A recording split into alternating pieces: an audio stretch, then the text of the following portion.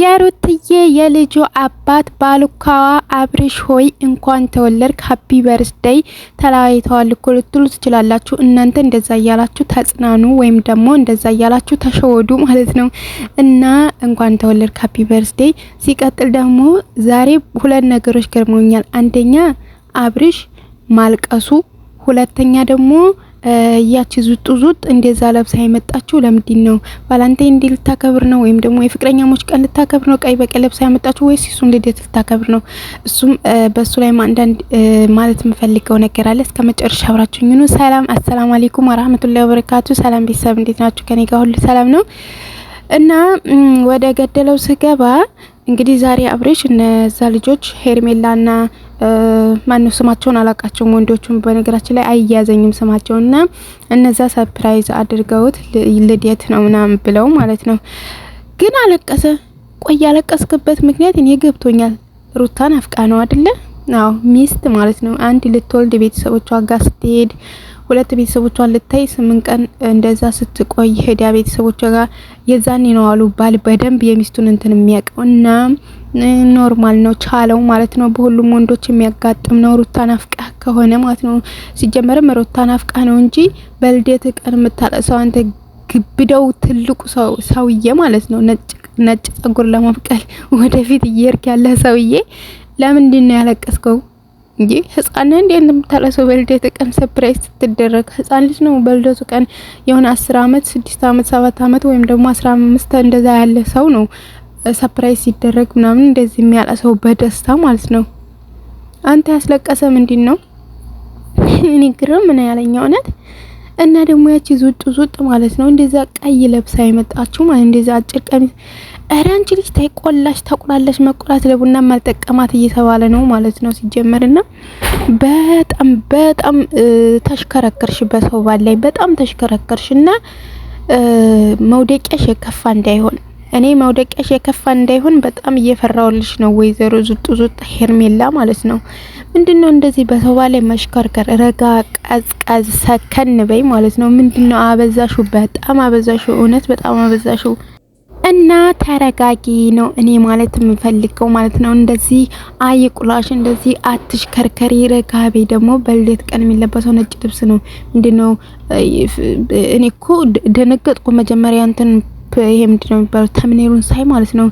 ወይኔ አብርሽ ለዚህ ልጅ ምን አድርጎላት ቀለበት አድርገላት ይሆን እንዴ ምናምን እሱ እኮ ዘንድሮ ምናምን ነገር አልኩኝና ማለት ነው። ቪዲዮን ስገባ ለቅስ ሃፒ በርዝዴይ ነው ምናምን ነገር አሉ ማለት ነው። ምክንያቱም ቀይ ለብሳ፣ ቀይ የሚለበሰው እንግዲህ በብዛት ፍቅረኛሞች ሲገናኙ የሆነ በቃላ ነው ጥንድ ሰዎች እንትን ሲሉ ነው። እሷ ጥንዱ አይደለም። ጥንድሽን ፈልጊ ሴትዮ፣ ጥንድሽ አይደለም አብርሽ፣ ጥንድሽን ፈልጊ። ምን ነው ጥንድ በሀገር ጠፍቷል እንደዚህ ምንድነው? አንድ ሰው ላይ ሙጭጫ አትበይ፣ ጥንድሽን ፈልጊ። ይኸው እዛ ያሉት የአብርሽ ጓደኞቼ መሊያን ነገሩ ቱልቱላ ሾካካ ተንከሲስ ናቸው ሲጀመር የአብርሽ ጓደኞች ወንዶቹ ማለት ነው። ምንም እቺ ሄርሜላን ይችሏት ለብላችሁ ነው። ምክንያቱም በጸባይዋ ነው ደግሞ በሌላ ነገር እንዳትሉ፣ በጸባይዋ ማለት ነው። ሸክሟን መዲያ ነው በነገራችን ላይ ማለት አሁን ለምሳሌ ብትታመም ወደ ሌላ እንዳወስዱት ብትታመም ለምሳሌ ባሏ ብድግ ሊያደርጋት ቢል አቅም ያለው ሰው መሆን አለበት። አቅም ከሌለው ሄርሜላን ማንሳት አይችልም። ግብዳ እግሯ ብቻ ማለት ነው። እግሯ ብቻ እንቀሳቀስ አቅም ያለው ሰው ይፈልጋል። ስለዚህ የአብርሽ ጓደኞች ደግሞ እነዛ ወንዶች እንዳለ የከበቡት እንዳለ ተንከሲስ ናቸው። ተንከሲስ ማለት ነውና አልፈርድብሽም። ትንሽ አብርሽ ይሻላል ብለሽ ነው አብርሽ ላይ የምትለጠፊው። ግን ደግሞ አብርሽ የሰው ነው፣ የልጅ አባት ነው፣ የሩታ ባል ነው። ስለዚህ ልጁን ለቀቅ አድርገሽ ጥንድሽን ፈልጊ ሴትዮ ማለት ነው። እና እንግዲህ እኔ በጣም የገረመኝ ነገር ደግሞ የአብርሽ ማልቀስ ማለት እኔ እንጃ እኔ ያላየሁም። ትልቁ ነው ሰው በርዝዴ ሲከበርላቸው ምናምን ወይ ደግሞ ከሆነ የሆነ አመት በጣም ተለያይቶት የነበረ ሰው ሲገናኛቸው ምናምን በዛ በልደታቸው ቀን ምናምን እንደዛ ላይ ያላሱ ይችላሉ። ነገር ግን እንደ የሆነች ልጅ መታ ፏፏቴ ፍንዲት አድርጋ ሃፒ በርዝዴ ስላለችው ሊያለቅስ አይኑን ሽታ አላለም። ምንድነው እሱ? ጩጬው ምንድነው እሱ? ምን ፈለክ? መጫወቻ ፈለክ? ጠያራ ፈለክ ወይስ ሰያራ?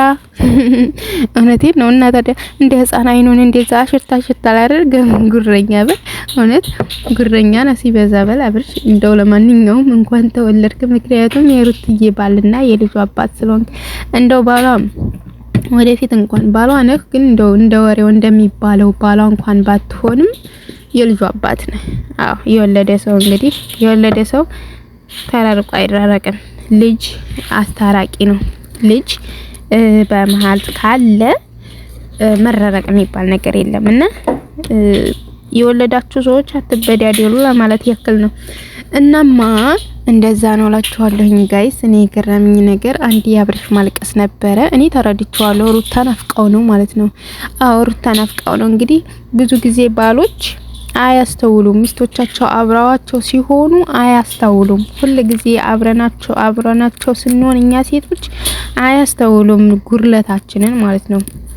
በጠዋት ተነስተን ለሱ ቁርስ መስራት፣ በቃ የተለያዩ ነገሮችን ማድረግ፣ በቃ ለሱ ፏፈሽ ብለን መጠበቅ፣ ለሱ በቃ ከውጭ ሲመጣ እሱ ለሱ ፈገግ ብለን ለመቀበል ከፍቶንም ከሆነ በቃ መከፈታችንን ደብቀን ባላችንን በደስታ ለመቀበል ከዚህ የምንለው ነገር ለሱ ምግብ ለመስራት ጡልጡ ለምንለው ነገር ምናምን አይታያቸውም። አብራቸው ስንሆን ብዙ ጊዜ አሉ።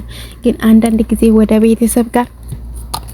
ቤተሰብ ጋር ሄደት ስንል ምናምን ነገር ያኔ ወይኔ ሚስቴ ያዘችው እንትን ነው የሚለው አሉና አብርሽም እንደዛ ሆኖበት ነው ግብት ሲል ያያት ሌላ ሴት ቤት የሚጠብቃት ሌላ ሴት። ምክንያቱም ቤቱ የሩታ ነው እና ቤት የሚጠብቃት ትኖራለች ብሎ የሚጠብቃት ሴት ሩታ ነበረች። ግን ይቺ ሄርሜላ ዙጥ አፎፋ ይዛ ዱው ስታደርግበት የሩታ ትዝ አለችው። ምክንያቱም ሩትዬ ብትሆን ምናምን እያለ ሀሳብ ሲገባ ለዛ መሰለኛ አይኑን እየዳጠ ያለቀሰው ማለት ነው። አይዞህ ጩጬው ማለት ነው። እና ውፍረትና ገንዘብ የዋህ ያረጋል የሚባለው እውነት ነው። ለካ ወፍራሞች ግን ይቅርበሩኝ ማለት እንትን ይላል ማለት ነው። የሆነ እውነት ነው። ዲሃ ቆራጥ ነው፣ በነገሮች ቆራጥ ነው። እንደዚህም በነገሮች ቶሎ አይከፋም። ለምን እንደማይከፋም ታውቃላችሁ? ቆራጥ ነው። ብዙ ነገሮች አስተምረውታል። በድህነቱ ብዙ ነገሮችን አስተምረውታል። በጣም ብዙ ነገሮችን እና ምንም ነገር ቢያጋጥመው ቢያገኝም ቢያጣም ምንም አይመስለውም ማለት ነው። ያገኘ ሰው ሲያጣ ግን በጣም እና ደግሞ ያገኘም ሰው ገንዘብም እያለው በቃ ሆዴ ዋሻ ነው። የሆነ ነገር ሆዴ ያስብሰዋል ማለት ነው። ምክንያቱም በቃ ገንዘብም አለው በቃ ያው እዚህ ምድር ላይ ስንኖር ሁሉ ሙሉ አይሆንም አይደል? ገንዘብ ሲኖረን የሆነ ነገር ሊጎለን ይችላል፣ ፍቅር ሊጎለን ይችላል፣ የሆነ ነገር ብቻ እዚህ ምድር ላይ ሁሉም ነገር ሙሉ አይሆንም የምንፈልገውና የጎደላቸውን ነገር እያስታወሱ አሉ ሀብታሞች ያለሳሉ። ድሃዎች ግን በፊትም ስላልሞላላቸው ችግር የለባቸውም። ጎደለም ሞላም ምንም ቆራጥ ናቸው። እኛ ድሃዎች ቆራጥ ነን አሉ እና አብርሽዬ ሆዴ ባሰ ሀብታም ስለሆንክ ነው አሉ ማለት ነው። እና አብሽር አይዞ ማለት ነው። ቆፍጠን በል እንጂ ምንድነው? ሩትዬ ደግሞ ትውለድና ትመጣለች ማለት ነው። አንተ ብቻ ከዘልዛሌት ጋር ያለውን ነገር አቁም። እቺ ዘልዛሌት በግድ እኔ እንጃ አስገድዳ የሆነ ነገር እንዳታደርግ እየፈራው ነው። ሄርሜላ ማለት ነው። የእውነት በጣም ተጋጋጤ ተላላሰችኩ እና በጣም ነው የምታስፈራው። የእውነት ልጁን እኮ በወንዶች መሀል ገብታ ለራሱ የምታጨበጭበው ቆይ እውነት እንዳለ ወንዶች አሁን የአብርሽ ጓደኞች እንዳለ ወንዶች ናቸው። እሷ ብቻ ነው ሴት ጓደኛ በላይ መጣችው ማለት ነው። እና ምን ይቶ ስድ ያድግራት እውነት ታይ ሄርሜላ ታይ ዙጥ ታይ አታብዡ ማለት ነው። የሰው ባል ላይ እንደዚህ አትንጠራሪ። በጣም የማያገኙትን መመኘት ምንድነው የሚባለው? የማያገኙትን መመኘት የሆነ ነገር አለ ግጥም አለ እንደዚህ ብሎ ማለት ነው። የሆነ በሽታ መሸመት ነው መሰለኝ የማያገኙትን መመኘት በሽታ መሸመት ነው ምናምን ነው መሰለኝ የሚባለውና ግጥሙን ትክክል ባላደርገውም እና እንደዛ ነው እላችኋለሁኝ። እና ውድ የሀገሬ ልጆች በያላችሁበት ሰላማችሁ ብዝት ይበል ባይ